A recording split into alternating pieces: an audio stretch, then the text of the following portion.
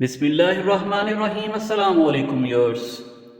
حضرت ابو ہریرہ رضی اللہ عنہ بیان کرتے ہیں، رسول اللہ صلی اللہ علیہ وآلہ وسلم نے فرمایا، روز قیامت سب سے پہلے شہید کا فیصلہ سنایا جائے گا، اسے پیش کیا جائے گا تو اللہ اسے اپنی نعمتیں یاد کرائے گا اور وہ ان کا اعتراف کرے گا۔ پھر اللہ فرمائے گا، تو نے ان کے بدلے میں شکر کے طور پر کیا کیا؟ وہ عرض کرے گا، میں نے تیری خاطر جہاد کیا حتیٰ کہ مجھے شہید کر دیا گیا۔ اللہ فرمائے گا، تو نے جھوٹ کہا کیونکہ تو نے تو داد شجاعت حاصل کرنے کے لیے جہاد کیا تھا، پس وہ کہہ دیا گیا۔ پھر اس کے متعلق حکم دیا جائے گا تو اسے منہ کے بل گھسیٹ کر جہنم میں ڈال دیا جائے گا۔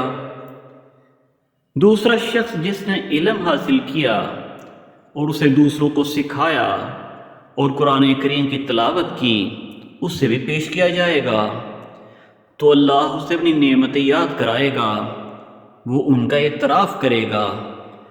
اللہ پوچھے گا کہ تو نے ان کے بدلے میں کیا کیا؟ وہ عرض کرے گا، میں نے علم سیکھا اور اسے دوسروں کو سکھایا، اور میں تیری رضا کی خاطر قرآن کی تلاوت کیا کرتا تھا۔ اللہ فرمائے گا، تو نے جھوٹ کہا، البتہ تو نے علم اس لیے حاصل کیا تھا کہ تمہیں عالم کہا جائے، اور قرآن پڑھا تاکہ تمہیں قاری کہا جائے، وہ کہہ دیا گیا۔ پھر اس کے متعلق حکم دیا جائے گا تو اسے منہ کے بل گھسیٹ کر جہنم میں ڈال دیا جائے گا۔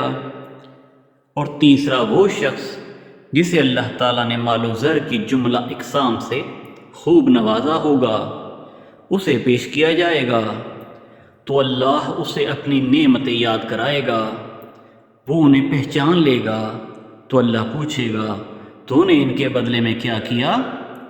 وہ عرض کرے گا، میں نے ان تمام مواقع پر جہاں خرچ کرنا تجھے پسند تھا خرچ کیا۔